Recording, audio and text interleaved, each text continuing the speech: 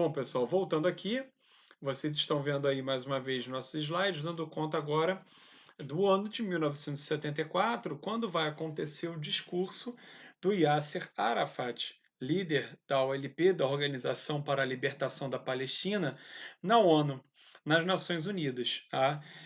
Vai ser a primeira vez que um líder palestino vai discursar na ONU e vai ser também a primeira vez que a Organização das Nações Unidas vai reconhecer o direito à independência da Palestina desde quando os palestinos recusaram o plano de partilha que foi sugerido lá em 1947. Tá?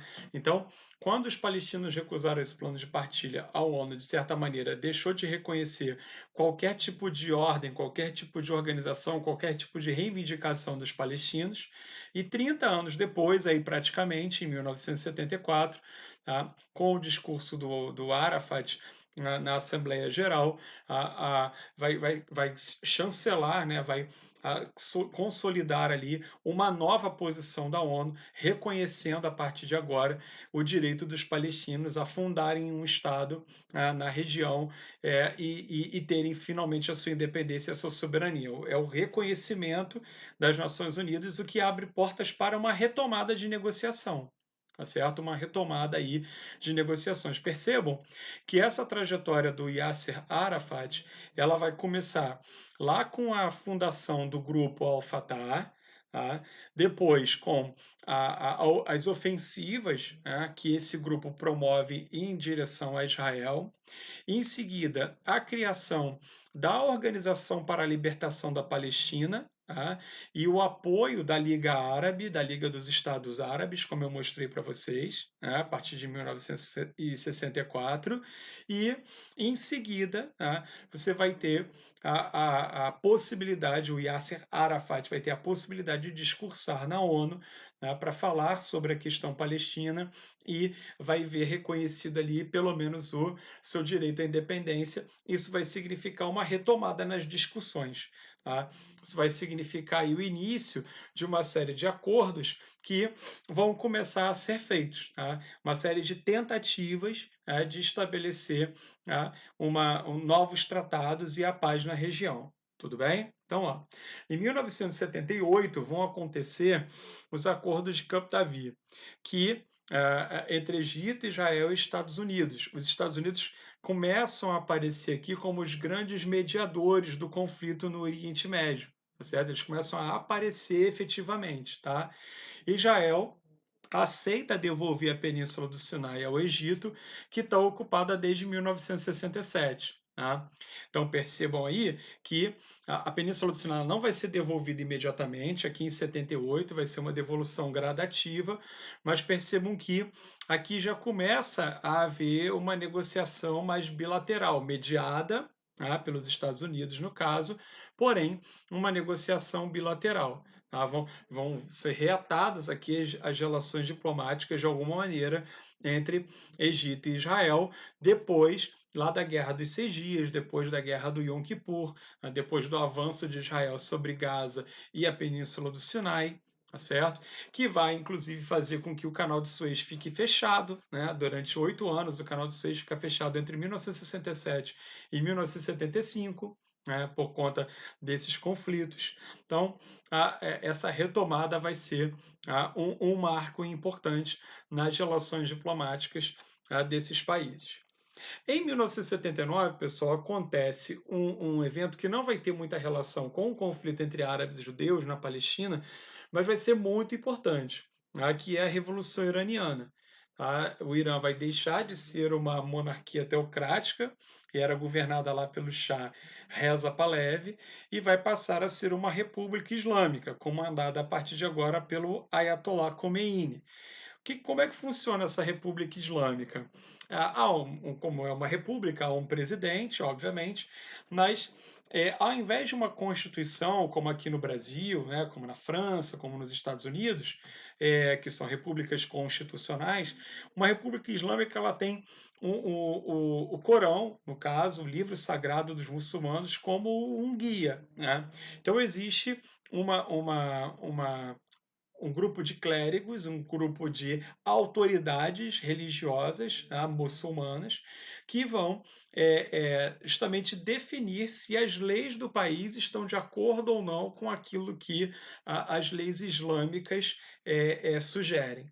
Então, qualquer lei que vai ser aplicada no país precisam passar pela aprovação, tá, desse clérigo de religiosos aí, desses especialistas na religião islâmica, que vão ser os guardiões dessa chamada República Islâmica. Tudo bem? Da mesma maneira que aqui no Brasil, o STF, que é o Supremo Tribunal Federal, tá, e os magistrados lá do STF, são os guardiões da Constituição. No Irã, tá, eles vão ter esses guardiões das leis islâmicas, que vão ser o grande norte para o país, para essa República Islâmica.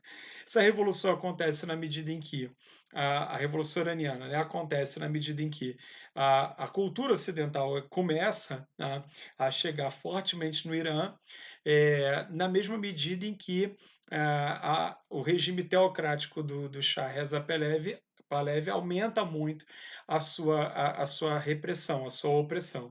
E isso cria as condições para que aconteça a chamada Revolução Iraniana. Tá? Então, vai ser um momento importante, dentro da geopolítica do Oriente Médio, essa mudança de rumo, né, essa mudança de rota dentro de uma de suas potências, né, ali, regionais, que é o Irã. Tudo bem?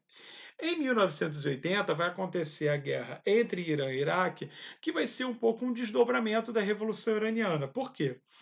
É, a iniciativa do conflito vai partir do Iraque, vai partir do Saddam Hussein, que a essa altura já era presidente do Iraque. O Saddam Hussein ele vai achar o seguinte: olha, como o Irã está aí no meio de uma revolução política e o país está meio bagunçado, está meio confuso, a gente vai conseguir entrar. O motivo da guerra eram questões territoriais que havia entre Irã e Iraque, e aí, na cabeça do Saddam Hussein, do ponto de vista estratégico militar, olha, como o país Irã está uma confusão, com essa história de revolução e etc., mudando o regime e tal, a gente vai entrar e vai conseguir, vencer com facilidade. Só que isso não aconteceu. Tá? O conflito vai se arrastar ao longo da década de 1980 quase inteira, tá? Sem grandes resultados, tá?